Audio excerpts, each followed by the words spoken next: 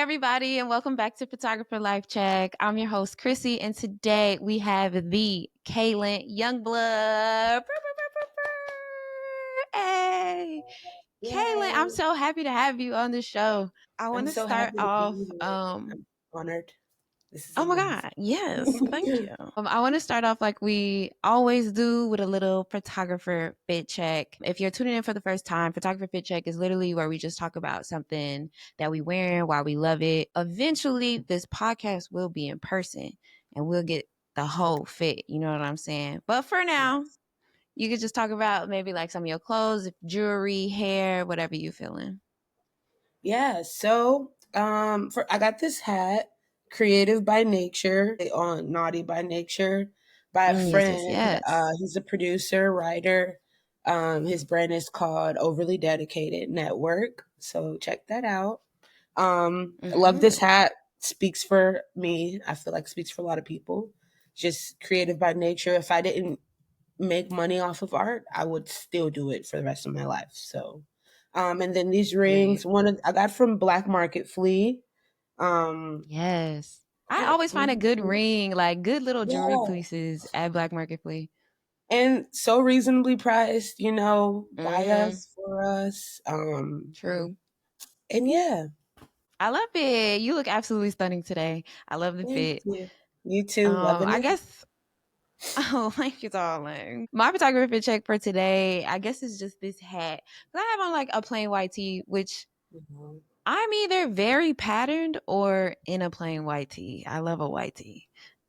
Can't But go this wrong with a little white fuzzy tee or a hat, tank top. okay, you can't go wrong. I love a good basic. Hmm. And Hmm. this was from The Gap, which is one of Love my it. favorite. I think I have three favorite basic brands, and one is The Gap.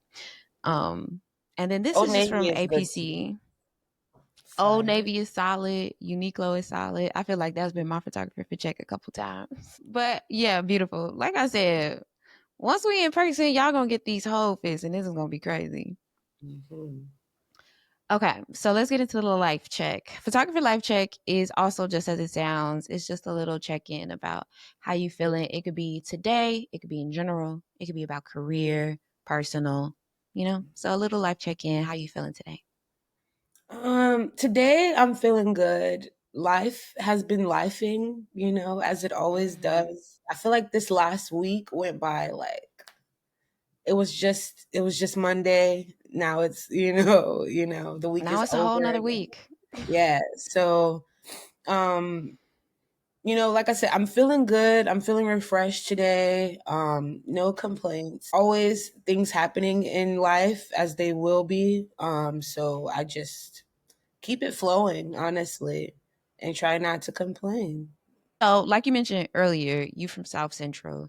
And off top, you're one of my favorite photographers ever. I love your work so much. I love the videography you do, the directing. It's also beautiful.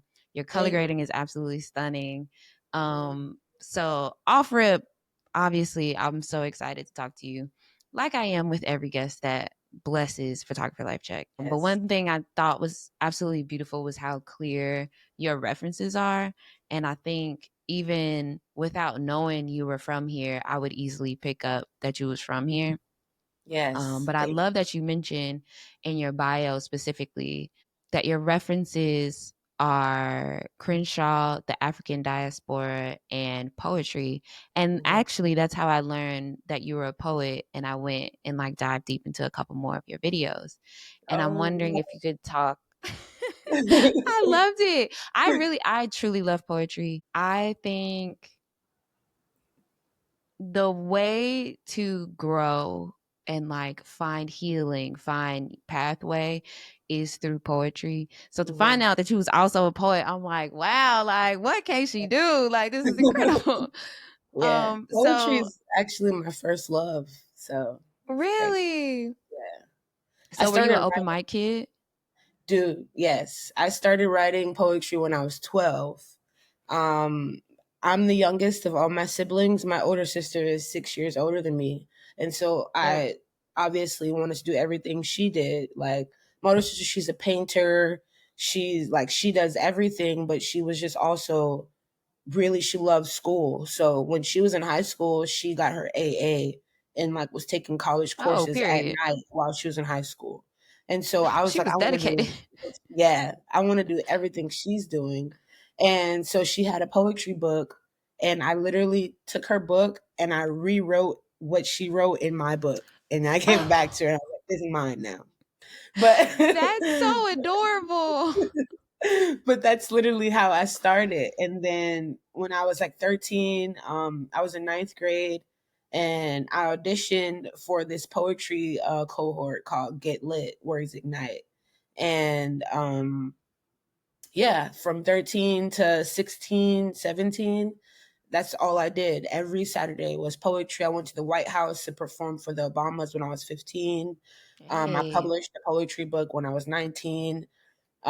Yeah, poetry was my life for like my primitive years. Wow, that's Yeah. so beautiful. I'm wondering, do you have a bar that sticks with you throughout Mm, life or even just right now?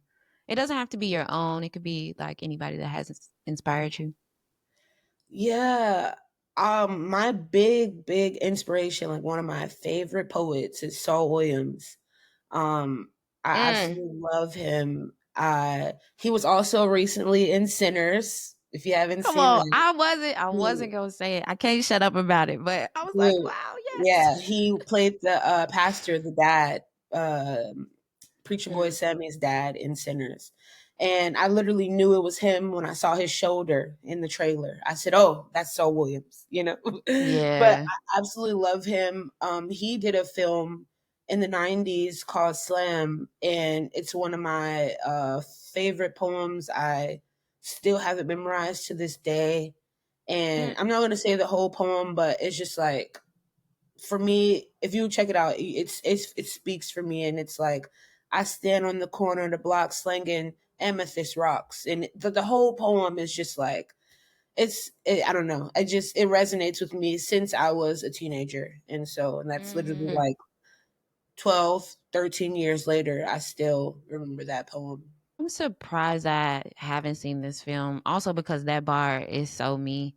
I'm an Aquarius, so I love amethyst. I keep amethyst Yes, around me all the time. And that would have yes, absolutely been in my like you know what I'm saying, like my Facebook status or something. Like if I yes, want to see like yes. that would have been in the bio for years. Yes, yes, it's so caption worthy. The whole poem, like Right. it's 3 minutes of just like bar after bar after bar. Mm. And if you've seen the movie Slam, obviously he's in jail and he's on the yard, like saying these poems to the inmates, and they're all like, "This guy's crazy." But then as the words keep going, everyone resonates with a line in the poem, and yeah, Mm. it's amazing. That's beautiful. Yeah. As per usual, I'm gonna add all the gems that Kalynn drops for us in the description. So in case y'all haven't seen Slam either, I'm gonna see where I can find a link so we can all watch it too Yes. and get caught up. Um, so you saw Sinners. How many times did you watch? I've seen it twice. I'm ready for a third. I was Girl. already looking at tickets last night. Yeah, I've seen it twice. Once just regular AMC, and then once in 70 mil. So yeah, I need to Mm. see. I haven't seen it in IMAX, so that's what I'm trying to do next. But you cannot see it The enough. IMAX 70 was my favorite. Okay, okay. Exactly. I can't wait for it to come to streaming, honestly, because I can't I feel wait I for it saw to it come on three DVD. times. Yes. Okay, Yeah. like pull the We need, projector down. We need to yeah. tap back in. Yeah, we need the Blu-ray, we need the director's cut, we need the bloopers, we need let's bring it back. Let's bring it back. Okay. Yeah. Okay, so in your bio, you mentioned, which I really love this piece. Her pieces challenge the normalities of Black life by exploring the intergalactic aspects of the world. This was a very Aquarius sentence. Also, I'm like, yes, but I love this idea. I think I see that especially in your cyanotypes. I think Mm. it comes through like very, yeah, just like otherworldly, and I really appreciate that. What planet or galaxy do you think your work lives on? That's a great question. Honestly, I've never thought about it, but the first thing that came to my mind right now was Mhm. Pluto for some reason. Hey, Um, shout out to Pluto. yeah, don't forget her because they tried to make her, they tried to cancel her. Yeah, They I tried to don't know. cancel our girl Pluto. The first planet that came to my mind was Pluto, just because I'm in my blue era right now, obviously with like cyanotypes and just life, and like I'll be turning 30 this year. Hey.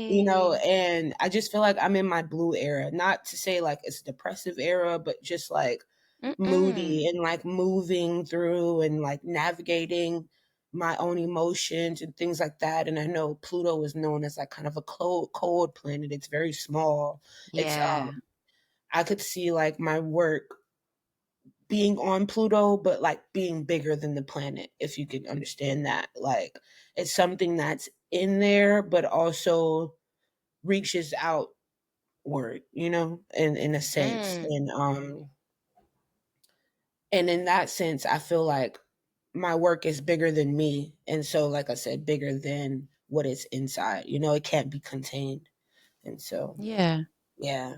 I like that. I also have like color themed eras. I don't know, you could tell us how yours work. Sometimes mine are a couple years long, sometimes it's just for the month kind of thing. Mhm. My last one was purple. And that's why I Yes. painted my wall purple. I was real deep in this purple bag, and I'm like, I need to be surrounded by it. But really feeling that energy, which I think I've always felt a sense of this, and I think that's something that pushed me to be an artist. Is that also how you feel and like see color in your life? Mhm. Yeah, I agree. For me, it's the same. This blue era has been lasting for almost 2 years now. Mm. But before that, it was like I was very warm. I was very into orange and yellow and things like that. And like I said, I go with the flow, wherever the flow is taking me, and I try not to go against the current.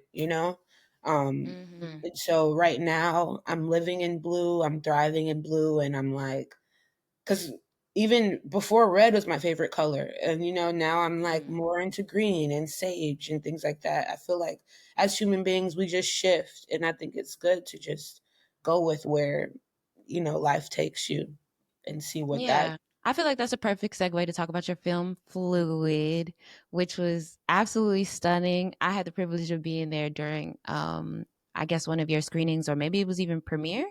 Yes, yes. Okay, yeah, at Black Image Center. Shout out to Black Image Center. One thing that stood out to me about that film, outside of the fact that like besides you having, I guess, like a narration over top, it's really cool because it's kind of like a silent film. It's just Mhm, about the figures moving and their fluidity, mhm, and it's through dance.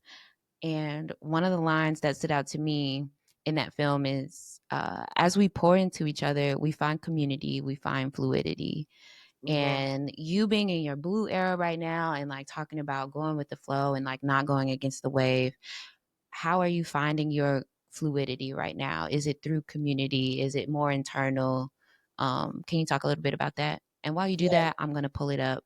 For those who don't know, we pull up all the artist works every episode, and you can watch that on Spotify or YouTube. So right now my fluidity is definitely moving with community. Um, like you said, shout out to Black Image Center. I feel like they've helped me a lot in this last year. Just meeting a lot of new people that are in the photography world, in the film world. Um, and leaning on each other. Issa Rae made that famous quote about networking across and making sure Mm-hmm. that we are, working with the people that are at our levels now so that we can all kind of move up at the same time or move up together and help each other. And, I wouldn't be anything without my community. I grew up in Leimert Yeah. Park, and that's like the Pan African hub of Los Angeles and of California. In central Los Angeles or central, what is this? South LA. Um, Yeah. and growing up in Leimert Park, I've always seen community through poetry when I was a teenager at the world stage. Growing up learning from Ben Caldwell at Chaos Network, a filmmaker. The elders have always been there to just hone us in and like be there for us. And so this is also, if you see on the screen, Butterfly, an amazing movement artist that I met in Leimert Park.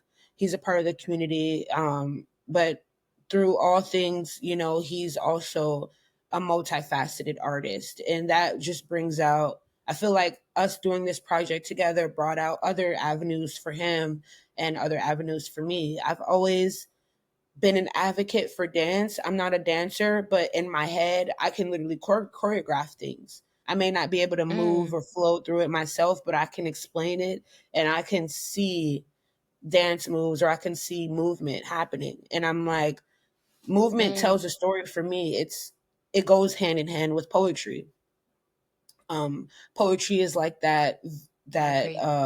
audio to storytelling, and dance is the visual storytelling, and putting those two things together with this project Fluid, it just like it was my baby, it was like my gift to say like Yeah. these things are cohesive, they go hand in hand, and this is how we can be moved through that, and I hope that people who watch this film are moved by it as well and see themselves in it in some way or feel transformed in some way or feel like they can move and they can flow and they can be fluid throughout their life, um because the film is it's three parts and it is a story through those parts of like you see this dancer, he's alone in this field dancing and it's telling his story, but as it jumps to the second part you see three dancers, three women, and they're pushing and pulling against the current, and you see how life can make you feel alone, but then you get your community, you get two people together, and then you do something with those two people, and then you get five people together, and now you have a group of, and that's how life goes, you flow through it and it's fluid until the next stage. I really appreciate that context too. Think I completely agree in terms of like, I mean, I think it's just a very innately historically black thing that movement is healing and Hmm. also resistance, which you did name. I don't know if it was directly in the film, but in the promotion of the film, you did say the dance moves are resistance. It is also the protest. And Hmm. how do we move when no one's looking? What is your raw expression? The things you scream but want no one to hear, Hmm. like a snake shedding its layers. And before Sinners, I had ideas about that already. And if I may, Hmm. this kind of felt like to me when I initially watched it during the premiere, it kind of felt like this was your way of screaming something. Like this is your Hmm. way of saying something that you didn't quite have the words, but movement still being a language was trying to tell people. And I think it was kind of about like how to heal and how to heal with others. And Hmm. after watching Sinners, it really just made me think about like, oh, I don't know that other cultures, and that doesn't mean they don't, but I don't know that other cultures use dance and movement to heal like this. And it feels Hmm. very ancestral. It feels like a thing we've always been doing. And I think it's interesting that dance can be both healing and resistance. Like they Hmm. kind of feel like two opposite ends or opposite sides of a coin, but for us, they're one and the same. Yeah. And I'm wondering if there's something about like documenting this performance and what this like was like processing for you, and maybe even like as a question for yourself. Yeah. I mean, this process of getting it was resistance in itself, because as an artist and as a young mother, I I am a struggling artist. I work when I can. I don't have a 9 to 5 job, and so as a freelance artist, doing these projects is my passion, and I had to fight. I had to fight to be able to work with these people. I had to fight to be able to get the day where I could book this location and I can get all the wardrobe and I can get a team together and get, a community of people together to do this project. And so in that, I feel like I accomplished that. I was able to fight Mm-hmm. against I was able to fight against, all the things that were happening in the background, and like, not to say that things are working against me, but kind of like the universe working against you. So because, it's that whole trope of like, as soon as you get your car fixed, something else happens, Yeah. and it's like that one thing after the other, and it's like, you have plans. Man makes plans, but God is the biggest planner, And so Mm-hmm. I like with that, I had to flow. I had to be fluid. And so I ended up in this process of shooting this. It took about 6 months for me to just finish this 7 minute project. Wow. And because of that, it was just like, obviously I couldn't afford to shoot everything at once. I couldn't afford to get all the talent together, do rehearsals, I made these women here, I made all of their skirts, I made their wardrobe, I like did everything Come on. myself. And so in doing that, I fought, against the resistance of the universe to make it happen. Mm. Um, I don't know if I answered that question correct or I think not. you did. It's absolutely beautiful. I'm also wondering, how do you move? This might be too personal. You let me know. But how do you move when no one is looking? Man, I I cry all the time. Not all the time, but like, I'm a Scorpio, and people think like I feel like we're that like hard shell on the outside, but like soft middle. Like, we may look Mm, hard, but we're still a water sign. I'm a very emotional person. I cry yeah. watching commercials. And so I feel like people don't see that side of me a lot, just because Mm, I'm learning through therapy and things like that, like how I was brought up and how I was raised, and just like from a single mother parent home. And like, my mom, her mother was murdered when she was 9 years old. And so she basically mm, never had a mom. And I'm understanding right. that now as an adult, is just like, I have to move through that. And like, because like, my mom is Mm, not the type of mm-hmm. person that she's a great person, but it's like, she had a lot of trauma. Like I said, she didn't have a mother. My uncle became schizophrenic when my grandmother was murdered. Like, and my mom took care of. She had a younger sister that was literally 6 months old, my aunt, and she took care of everyone starting from the age of 9. She started driving when she was Whoa. 12. Like, and so like, Sheesh. I feel like her having to grow up so fast and then having kids, and she didn't treat us like, I never had that nurturing mother that like, Mm, I don't know what people, I don't even know what people have, because I know what I yeah. have, and I know that, or what I see on television, and it's like, oh, my mom is nothing like that. But You I don't know? hold that to her, because this is her, that's who she is. And this is also her first time living.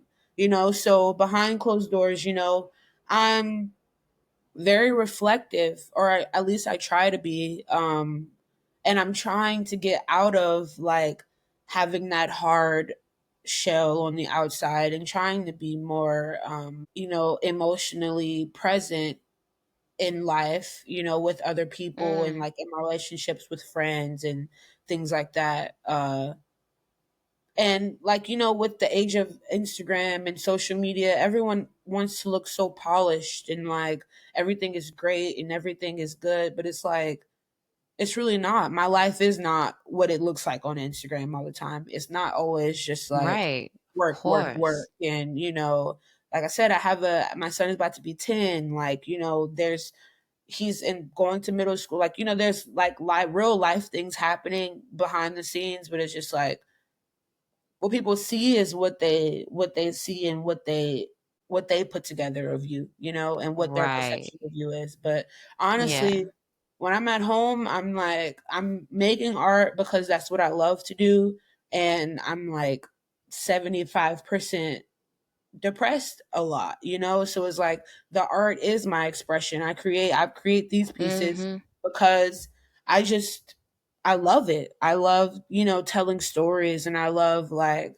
putting things together and trying to kind of mend for the future, or for my son, and have like this legacy of like, this isn't the only thing. We live in the hood, you know, this is the only thing that we can be open to, or exposed to. There's so much more out there, you know.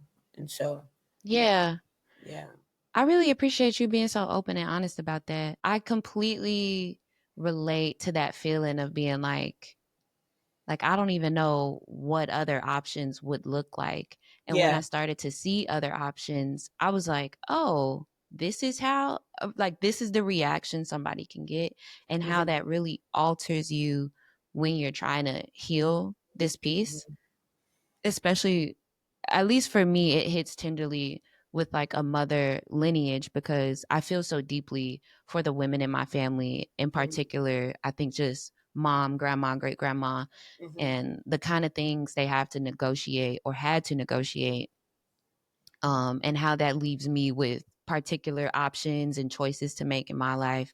Hmm. And even in hearing like how that impacted you, your upbringing with your mom, and you still being able to be like, I mean, this is her first time here, still having Hmm. that grace and compassion for her Hmm. is such a hard thing to grasp sometimes because Yeah. it's like I'm trying to hold grace for myself and for you, and that's difficult if you don't always have like a parent trying to meet you there and things. And then also you being a mom, I'm sure that's a part of your healing process of like, okay, well, how can I make this experience different for my son and that kind Absolutely. of thing. Yeah. So I really appreciate you being so open and honest about that and about the stage that you're in. I feel so tenderly for you right now because, man, Yeah. that process is a difficult one. No, absolutely. And I'm not gonna sugarcoat it and act like me and my mom are cool, because we don't have the best relationship. And I Yeah. know that is because we're so much alike. You know, like I said, I spoke a little bit about my sister, but my sister is like the opposite of me. I'm very like kind of extroverted, and I can just like make friends. My sister's very reserved, very quiet. Mm, She's a teacher, you know, and she's just like an educator. She's very soft spoken, and my mom and I are the complete opposite of that. And so I understand that mm, they have a better relationship because my sister's not going to say anything, and I will. You know, right. I've Right. always, also being the youngest, I was always the one that like, you ask mom, you ask her. I was like, I don't care. I'll ask her. You know, I Right. don't care. I'll get a whooping. You know, that was always Okay. me. And so, um, yeah, yeah, everyone's different. And so just, yeah, like I said, I'm not gonna sugarcoat and act like things are sweet and like therapy has Yeah. brought me this new revelation, when I'm still learning, I'm still growing every day. And she's gonna have to meet me where I'm at, not the other way around, Yeah. you know. And we're I guess we're both on our own healing trains or whatever. And so when it happens, it'll happen. You know? Yeah. I'm also a Scorpio moon, so I feel you on them cries. Yeah. They be coming. They be coming. Them water signs, it's a deep well of water, Yeah. okay? Hmm. Also, you mentioned your son too, who's absolutely beautiful. I love how you photograph him. I love all the things you post on Instagram. It's so beautiful Thank you. seeing you in this way because I think it's interesting. One thing I was thinking about is how as an artist and a mother, you're both like shaping and maintaining multiple types of cultures. It's like Hmm. you got the culture in your city and your neighborhood, especially you being from here. It's like Hmm. this is you also shaping what culture turns into in a couple years down the line. And Hmm. then you have the at home culture, how your son lives and breathes and then moves out into the world himself. Hmm. And I think that's really beautiful. And I'm not a mother, I'm an auntie of four. Okay. I got a lot of nieces and nephews, but I'm not a Yes. mom. And for some reason, it was my first time really thinking about it in that way. So, my question to you is like, who do you look to as a reference that is holding and shaping the culture for you? Mm, that's such a great question. Honestly, I feel like there's no one person that I look toward. Hmm. I have recently been diving into my family archive, and Yes. meeting with like um I'll just kind of go back. So, like I said, I didn't have the best relationship with my mom growing up, and but I had a great relationship with my great grandmother, obviously because Oh my grandmother was wow. murdered. And so, my great grandma, I ended up living with her when I was in high school. Like she did everything for me, through prom and like graduation things and stuff like that. And she Shout out was to great like, grandma. "Yes, I love her." Like, or loved her. She passed away when I was 18, literally like Mm, a year after I graduated high school. I was still living with her. And it's crazy because my grandma lived here and my mom lived right across the street. But I would not go mm, across the street. It is right by the Crenshaw Mall. But I lived with my great grandmother, and she ended up getting cancer, and it was like stage 6, and she passed away very quickly. shit. Um, Mm, and I'm I so sorry. wasn't super into photography at that time. I had just started out in photography. I had just got a camera. Like I said, I was 18. And I wish I had photographed her more. And so with that, I've been meeting with my great aunt, who's my great grandmother's first cousin, and like my older cousins and stuff like that, and getting their photos and getting my grandmother's photos and having them tell me these stories about people in the pictures. And those are Yes. kind of people that I look to now. And I look to those stories. I look to those matriarchs in my family that I kind of never met and not never got to fellowship with, but I Yeah. look at their lives, and I that's how I shape, my life. And for art, I would say more people like Dina Lawson and like who's told those stories, Jamel Shabazz, like who Hmm.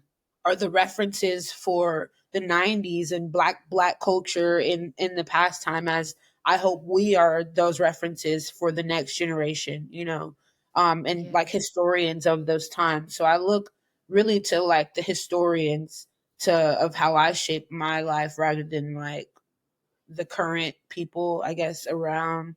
Obviously I have a lot of inspirations like Renelle Madrano and things like that, but for me personally, I feel like I look towards the past to help shape my future. Yeah. That's so beautiful. And also shout out to who you said it was your auntie that was helping you go through the archives. Yeah, my aunt, she we get together once a month now, and she calls like if I need anything, she calls like all of our old other family members just because there's been a lot of funerals recently. And I'm like, we Mm, need to stop trying to go through find these photos when someone passes away and this and that and just wait till someone passes away. I'm like, let's get together. We don't eat, Sunday dinners anymore, so I've started yeah. cooking on Sundays and like trying to get people at my house, bring their pictures, let's talk, because they like talking about, their prime years. My uncle, I seen so many pictures of him. I just recently updated my website too with my family archive, but What? some photos of my uncle, and I'm like, bro, you were kind of fly. He's like, kinda, like, I'm like, nah, you old now, like, relax. But he's like, no, they want to talk about, what they were doing in the 60s and the 70s and how, they were running LA, they were at all the spots, and my uncle used to own a nightclub and he used to do this. Yeah, that's my great grandmother in the first photo, Right to the here? far right. No, to the far, yeah. Um, that's my great grandmother who I grew up with, my aunt Vi on the other side, and their brother. Um, Yes. Yeah, just like their stories, and like that photo was recently sent to me. A lot of them, I just get together, we scan them and stuff like that. That's my uncle Larry and his wife Skuna. And just like seeing them, and I'm like, okay, well, where were you? And then when was this and that, Mm, and I'm just mhm. like, okay, well, who else is that? That's my mom's older brother. Here, his my uncle Darnell, and like I said, my mom's their mother was murdered when my mom was 9, and so he was Yeah. 13, and he became Mm, schizophrenic after that because him and his mom, they were really close, and he just started Yeah. hearing her voice all the time. And that speaks to me as well. It's just like they were so Mhm. close. He heard her voice. That's actually my grandmother um dancing. No, sorry. On the far right, that photo, yeah. That's my grandmother I never met, Wow. and, she's pregnant with my mom there.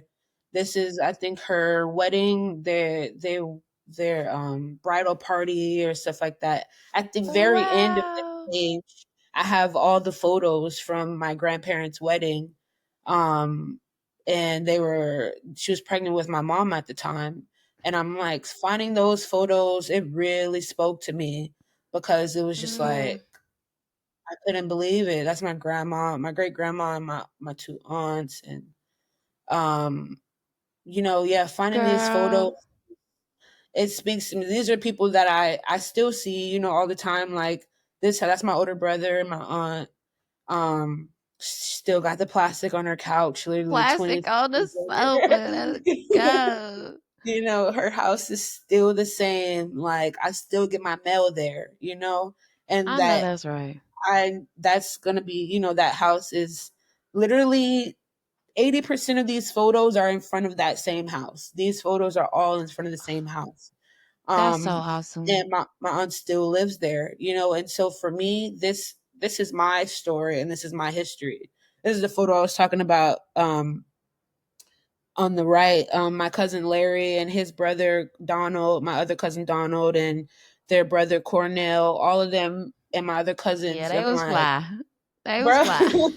And I'm like, now, now they're like the old guys on the Harleys and like, listening to their old school music and stuff like that. But I'm like, they Ugh. had a full life before, and Right. I love hearing their stories about, yeah, this guy was just trying to talk to my girl before that. And yeah, I'm just like, whoa, like, but I love that. And I feel like, this is Black history, and Mhm. photos that we capture now, Black Market Flea, Lamert Park, Juneteenth Festival, things like that. Those are going to be in the history books to come. Yeah. Man, you've completely inspired me with this. Like, I'm also that person on both sides of my family where I'm like, Hmm. I want all the pictures, I want all the Hmm. stories. I want to figure out how we can like feel like a family Hmm. again.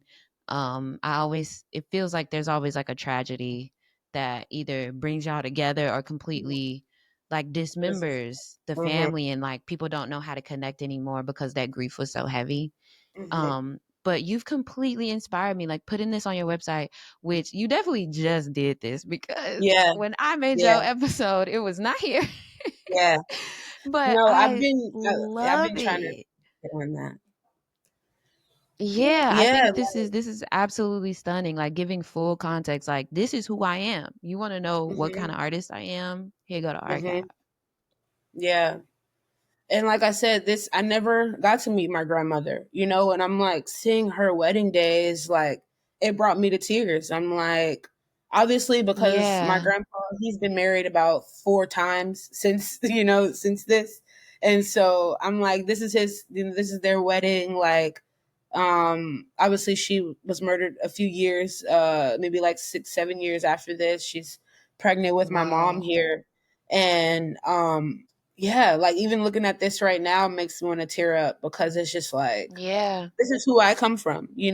Like I wouldn't be here without these people, and for me Yeah. not to be able to ever meet them but to have these photos, it just like it shows me how important photography is and how you know how important the documentation is and how important it is for me to continue doing what I'm doing so that the next generation can Mhm. see. Yeah. Man, and they're so so beautiful. I think you hit the nail on the head with that one. Like I didn't grow up with most of my granddads or my great granddads. Like I knew two of my grandmas and two of my great grandmas, but Hmm. most of the men had already passed by the time I was born or like typically like when my mom was a kid or when my Mhm. grandma was a kid, her dad passed. So for a long time, like I didn't even know what these men look like. Mhm. Um, didn't even know their names. And recently, within the past like 10 years, I started gaining photos of them. And I remember like how you're saying when you first seen these photos and you're like, I don't, it gives you some kind of context and wonder about like what Mhm. they're thinking about and what they're doing. And when I saw my great granddad, so my grandma's dad, for the first time, it opened up a whole world for me because that's who she looks like. And it Mhm. made me reflect on like growing up and being like, oh my God, like I can't see my grandma's face in everybody else that I know from Mhm. her side of the family type of thing. I'm like, damn, like she don't really look like them. But seeing her dad, I was like, oh my God, like there go your face. Like these are your Mhm. people for real. And while that is on one hand, at least for me, it's a little heartbreaking because I didn't get to know them and like get to see them and grow up with them and hear their stories and can only hear, you know, the ones she gained in the short amount of time that she was alive and talking to them. But it was Mhm. also healing in a way where it's like, I don't know, it made me feel like, yeah, these are my people. Like, even though I didn't get to meet them, like Mhm. feeling ownership, feeling like I belong to them too now because I can finally see their faces. Mhm. And I think that's probably one of the reasons why I love Family Archive so much. And I think it represents so much about who we can come to be.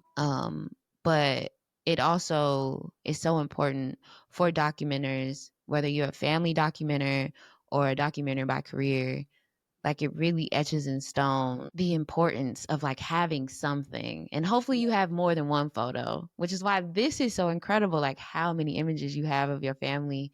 Yeah. And I think in particular, seeing my elders, but my women elders young Mhm. is like, it feels so special to me. I'm like, who is this lady? Like, you're only Yeah. 27. Like, wow, what a life. Yeah. Also because they're the ones who carry us. They're the backbone of the Black family, Right, And so right. it's like they're the ones like my aunt. Everybody goes to her. Her phone is bringing off the hooks every day, all day. It's like she's the person anybody can call, whether they're blood related or not. And so I found some pictures of her when she was like 10 years old. And I'm like, yo, but for me, it felt like she still had that nurturing spirit, even in that photo of her at 10 years Mm, old. And I'm like, maybe that's my interpretation of it, and also it's just like, she's a daughter before she was a mother, before she was a grandmother, she was a daughter.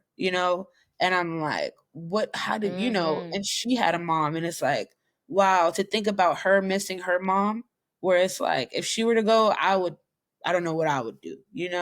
And You it's, know, yeah, it's honestly beautiful to see. And that's, for me, the importance of photography. definitely. Like you said, like we're the history keepers. I completely Yeah. relate to that. And I do hope that in the future, our generation of history keepers becomes the reference to. Wow, the impact of that.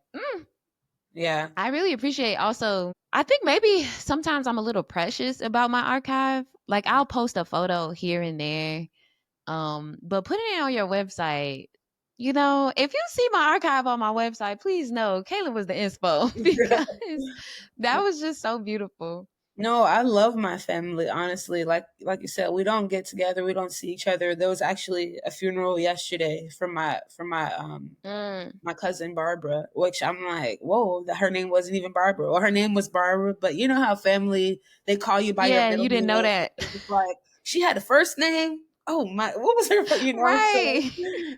just seeing that. And then even they, in her obituary, they didn't have a lot of older pictures of her, like pictures of her Mm. when she was a teenager, and I have those photos.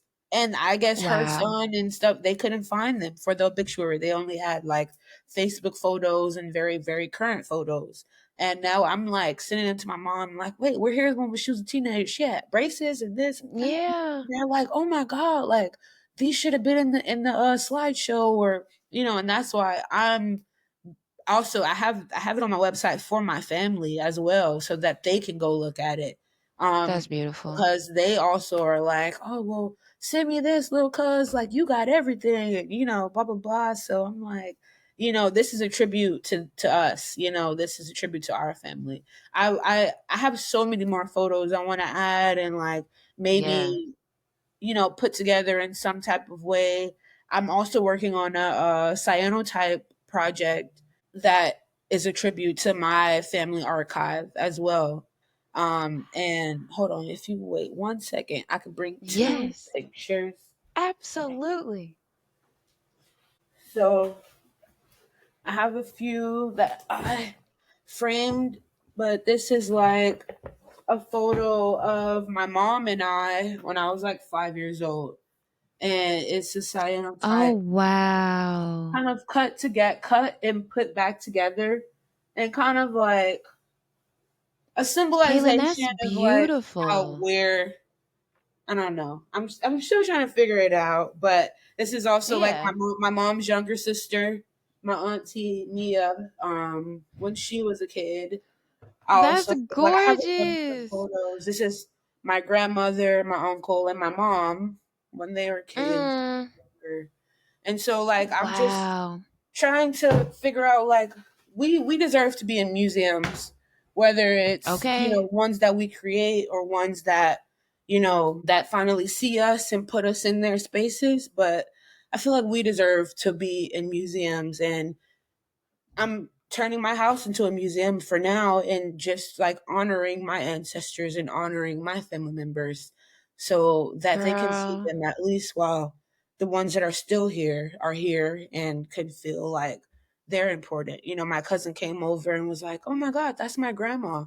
And I'm like, "Yeah, that's my auntie," and he's like, "Oh, like, but they don't see like, oh, well, that's my grandma, but like we're all related, and it's like she was Yeah. important to me as well, just as she was important to you. And I feel like that kind of gets missed sometimes. Um, but yeah, just trying to. I love this. I feel like this is a sign from the universe because um I have like I guess a couple little altars around my house. Uh-huh. And my great grandma, actually, my last great grandparent, also, she passed away recently, lived to Oh, be no. 100. Shout out to her. I love her so Wow. much. Yes. And I was sad because the last time I was home, I was trying to see her and I couldn't. And I was just trying to get like a picture of her so I can hang it up. And Mm-hmm. then a couple months later, she passes away. And Mm-hmm. the most recent photo I got from that was the obituary. And I got sad because I'm like, damn, I don't get the opportunity to just hang her up on my wall. Like now she's going to the altar, which a beautiful place to rest. But Yeah. it was just like, damn, I missed the opportunity to Yeah. just have you hanging. And then and that was last year. And recently I've been like, you know what? I think I just want to remove the altar and just like have everybody everywhere. Mm-hmm. And I feel like what you're saying about like, I'm finna just make my home a museum. Yeah. It's like I used to feel like that in one of my childhood homes. Like we had pictures everywhere. Mm-hmm. And we moved and then it was less so. Every time we moved, it was less so and less so, Mm-hmm. which just makes me think about, maybe the headspace of my family during these moves and things like that.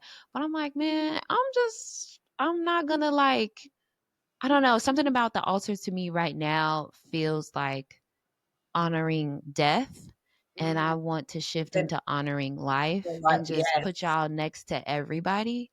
Yes. And this just feels like an incredible sign. So look, yet again inspired by thee. Like Yeah. I really am appreciating this moment right now.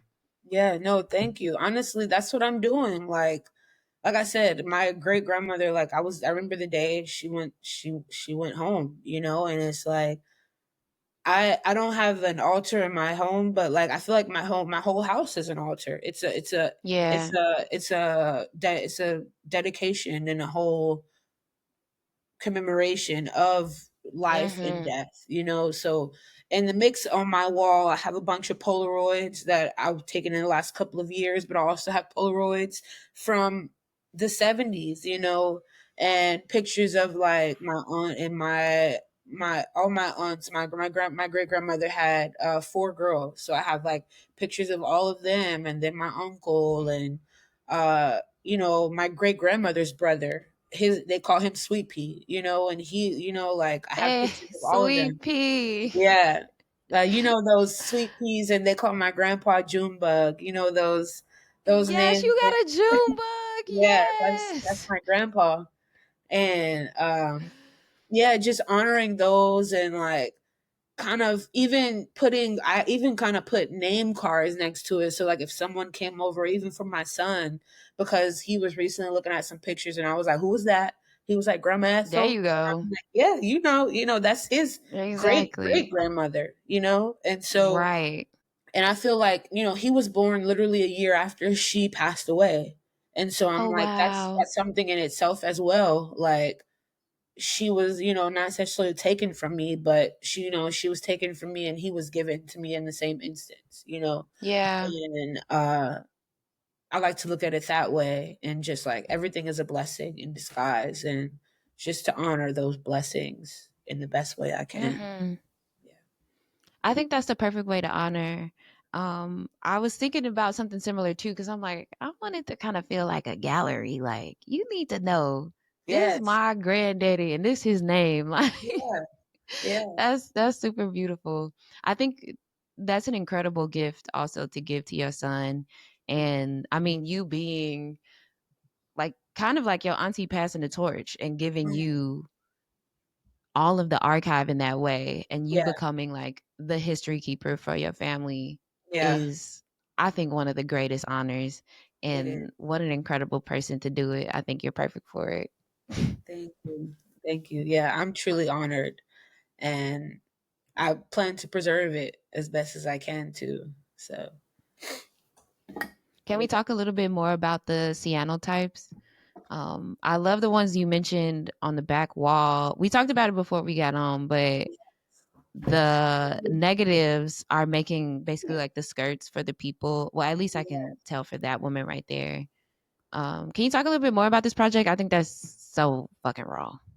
Yes. So this is a series I'm starting. I know you had Dashane on here before, and I Yeah. spoke to her recently because we're doing something similar, may possibly a collaboration in the future. Um, Ooh. Documenting the mass incarceration of Black people, right? And how that Mm, started in the 50s and the 60s. And from my research, it started, with Martin Luther King and locking up our activists. And that was the way of mm-hmm. the government to be able to show us that, like, they have power over us, right? So with this series, I found a bunch of mugshots of Black people in the 60s in Philadelphia.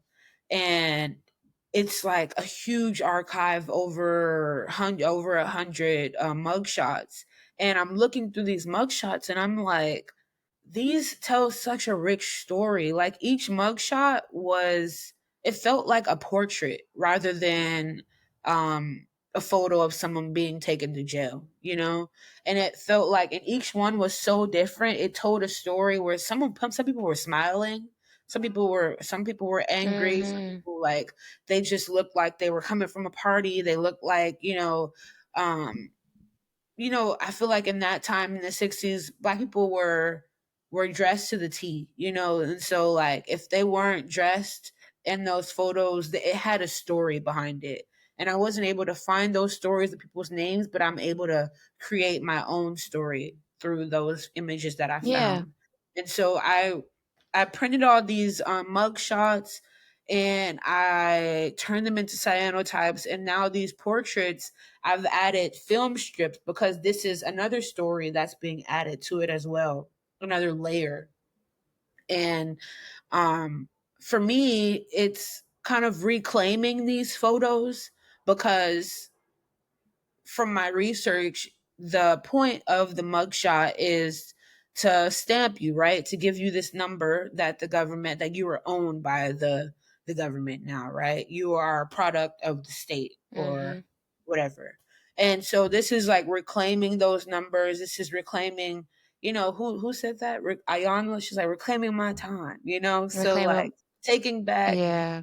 taking back the photos and making them our own again, so I've added some things. I've added some I love collage art, so I've added some Van Cleef crystals, to her. I've added a necklace, and I've added some other things. We've added Mm. some, different things. These are kind of unfinished pieces as of now, but adding these things on to collaging these photos to make them into something that was supposed to be bad into something that's beautiful, right? I just love cyanotype art, and I'm looking for a way to tell a story and expand with that. And that's why I've moved into this is something that I want to speak for me for generations. You know how artists have their like style and what their main style is. I really want Yeah. these film included collages to be like, oh, Kalynn did that. Like Kalynn started that, whatever. In 2025, that was the first time I saw someone use film strips in the collage art or something like that. And so, and the strips I've been using, I'm collecting from different artists, collecting from archives, collecting from different like thrift stores, like also bringing the essence of family archives, other people's family archives, whatever film strips I can find, using those to add to the art. Yeah. Yeah. I love that you're already thinking ahead in that way. I pulled up this highlight. Y'all can watch this Yeah. highlight on Kaylynn's Instagram of all of the cyanotypes she makes or the workshops she hosts. I also attended one of her workshops at Black Image Center. Yes. Um, and look, it's even on your clothes. When I saw that, I was like, hold on, like you taking it to another level. It's so beautiful what you can do with images. Um, Yeah. I would love to go to another workshop, especially dedicated to fabric. Do you have anything in the works in terms of I teaching have other a people about? workshop coming Hey. Juneteenth in Leimert Park. Ah, Yes, so that's hold gonna on, be hold good. on. Juneteenth. I'll probably be posting a flyer next week. Okay. And yeah, but I'm going to be doing more workshops in Leimert Park with presented by We Love Leimert. And I absolutely want to do one geared towards fabrics, like do tote bags or tank tops or something like that. Wow. So, I'm and definitely then signing I'm up for also planning that. to, yes, please. I'm also planning to start teach workshops to kids, photography/cyanotype workshops. So hopefully Hey, that that's comes so sooner than tight. later. Yeah, because Yes, we I will like be love the sending kids. one up for you. Letting Yes, the universe and God and every spirit we can call on make sure that happens because that's incredible work. yes, yes. Can you talk a little bit about like what attracted you to cyanotypes? Or also, do you To mind defining it just for anybody listening that might not know what it is? Yes, so cyanotypes are an alternative photo process.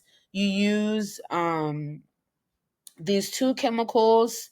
You mix the chemicals 50-50, and you expose whatever material you would like to create. If it's paper, watercolor paper, fabric, or whatever, you expose that, and you can use any images, any materials, plants, flowers, anything, shadows, to create an image on whatever you're exposing.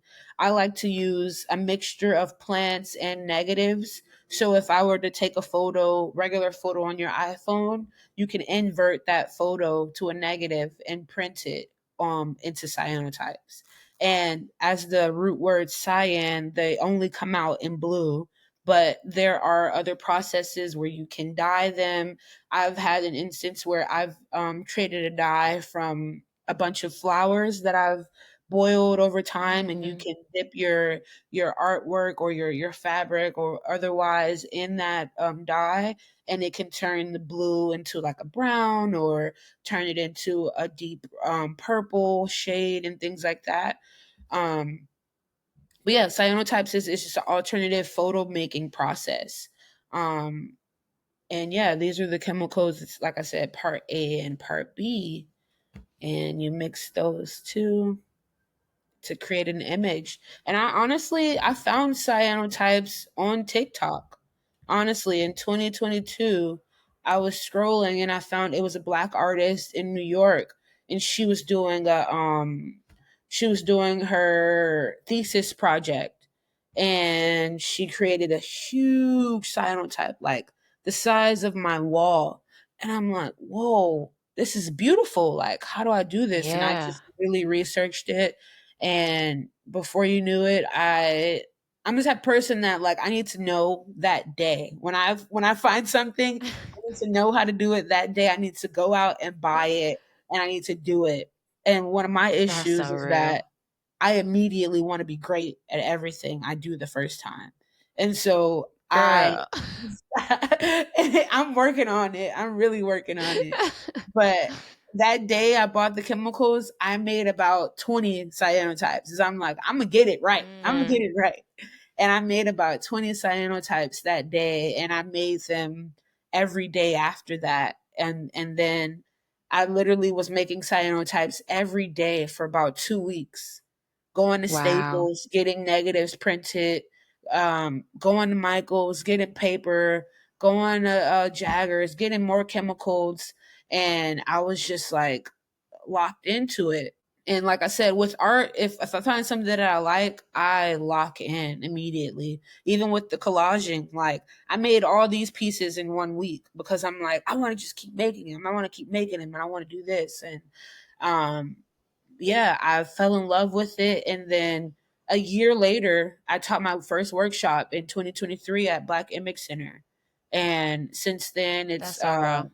I feel like it's catapulted. I've even been on set, and someone was like, "You're the cyanotype girl," and I was like, "What? That's a thing?" Like, you know. And so she's like, "Yeah, like I heard about you through Black Image Center. Like I was in New York and this and that." And I'm like, "I've never even been to New York. Like that's crazy." Right. Yo, impact, girl. Your Yeah, impact. yeah. It's honestly I an love it. honor. Mhm. Absolutely. I completely resonate with you. Like, as soon as I learn something that ignites that thing where I'm like, "Ooh, I wanna know how to do this," I Yeah. wanna act on it as quick as possible. Also because I think sometimes you lose it then if you don't. Mhm. Like, following that feeling, I think is so important, at least to my personal practice. I Yeah. One thing I say is like I want to shorten the distance between idea and execution. So as soon Yes. as I feel that spark and that fire, I want to follow it and I want to learn something. And sometimes it was only that day or that week, but like Sienna types for you, like sometimes this goes and goes and like takes you into doing multiple workshops. Yeah. As soon as I see that flyer, we definitely gonna post it and share it Yeah. around. And like I mentioned at the top, all these things are gonna be in the description box in case you miss it. You'll have the link right there to take you straight there. Yeah. And I learned that one thing from Michael Jackson. He literally said, as soon as he gets an idea, or as soon as he got an idea for a song or anything, he had to do it because he thought it was that idea was going to go to Prince. And I thought that You was know? funny because it's like, that's true. That's how the universe works. Nothing is new under the sun. And it's like Right. some things come to you for you, but then if you don't act on it, it can go to the next It's person. gon' it's You gonna know? go to somebody else. And Yeah. then I've experienced it where I'm like, "Damn, I had that idea 3 Yeah. years ago, Yeah. and here this girl goes. She made it. It's out in the Yeah. world now, and now I feel like I can't do it because 'cause it's been done." Yeah. Like, Yeah. So I'm don't let like, your yeah, if you ideas don't take leave you, y'all. anything, to make sure if anything comes to you, act on it. Act on it There you go. because it's for you. And procrastination is the death of any idea.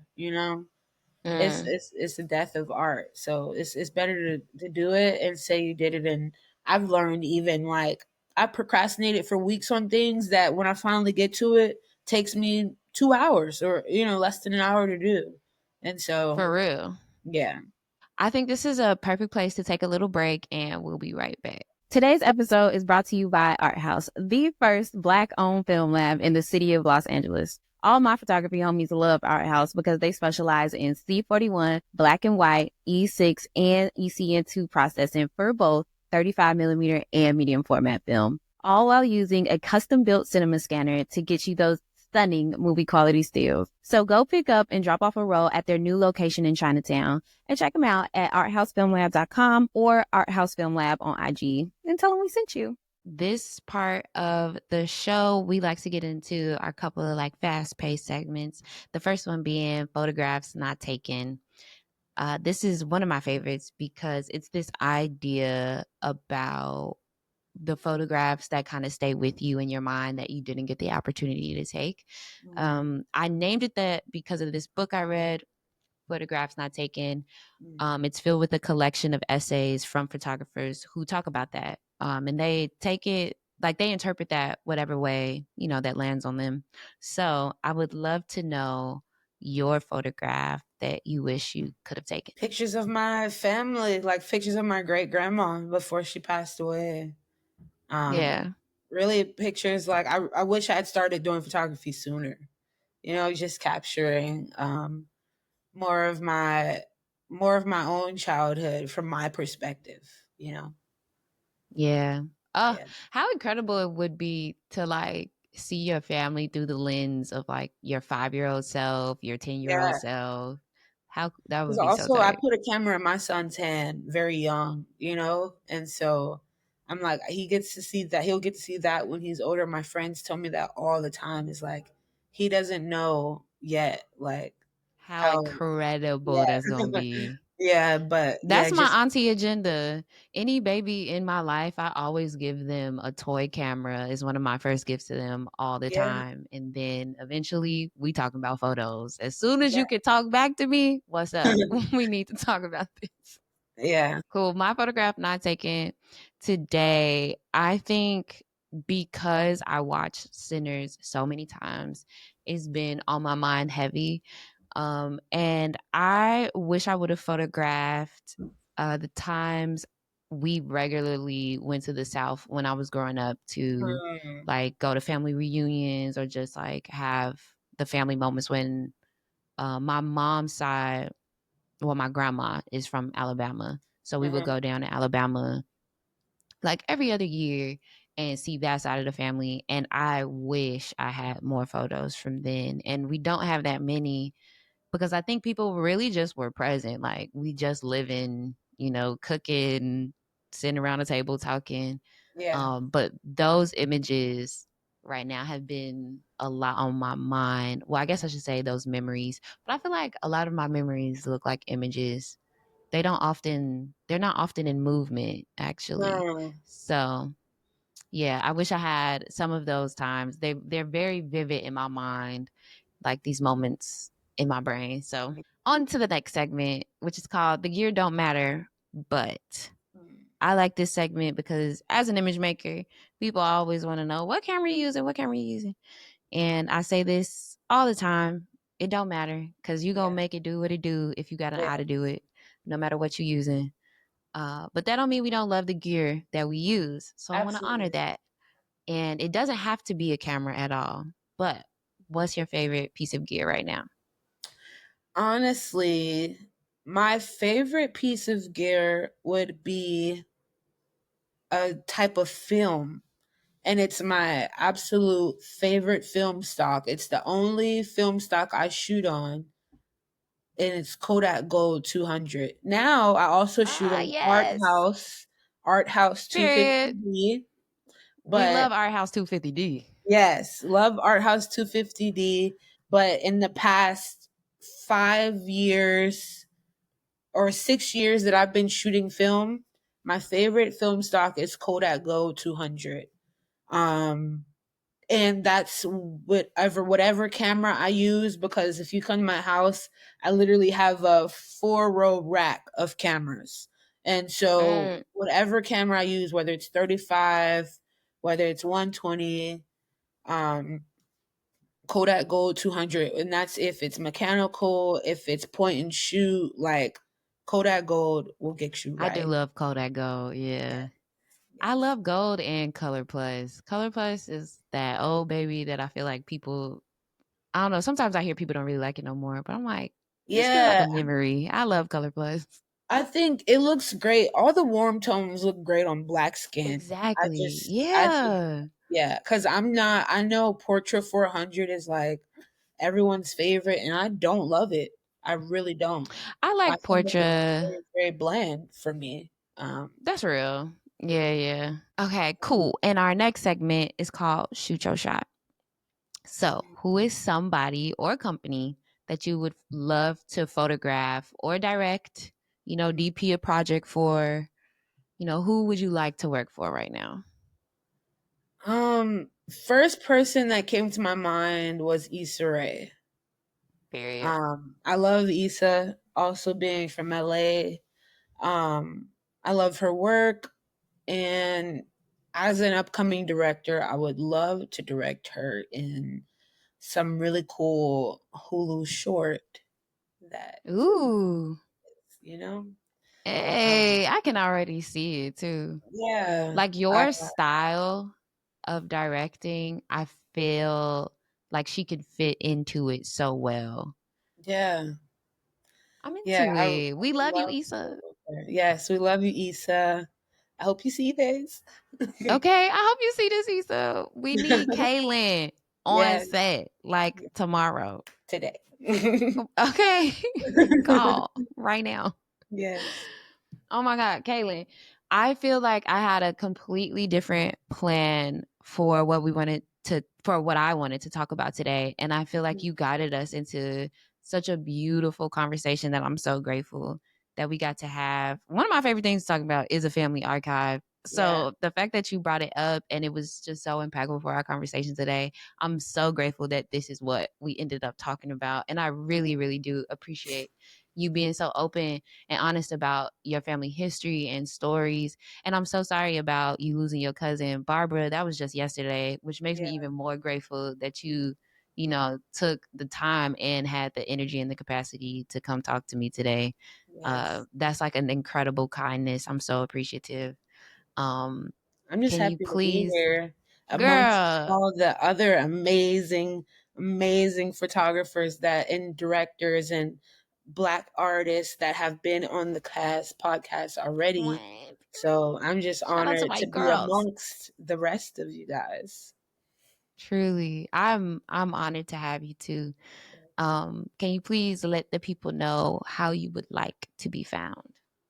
Yeah, you can find me on Instagram at Nylak, Nynylak. That's Kaylin spelled backwards. And that is also my website, my Vimeo, my everything by Nylak if you want to email me, Gmail. And then you can Google me at Kalynn Youngblood. And Period. I have my poetry book on there. You have photography, What's the directing. name of your poetry book? It is called Journeys of a Womb Man. Womb, WOMB, man. I wrote it when I was pregnant in 18. And Oh, it's a journey of like my life in poetry from the ages of 16 to 18. that's so incredible. I also love that you said Google her because she come right up, baby. There's no other Kaylin Youngblood. Don't You worry about it. know? Come right You up. know?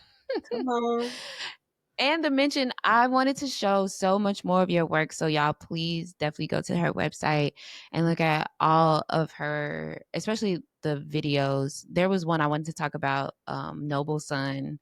I thought that Mm, was so, so incredible. So, please go check out all her other work. She's such an incredible and talented artist. And I'm so gracious that you could come bless us today. So, thank y'all so yes. much. You can find Photographer Life Check on all of the podcast sites. You can watch us specifically on Spotify and YouTube or listen Apple, Amazon Music, iHeartRadio, everywhere you get your podcast. And we'll see y'all next week. Bye. Yeah.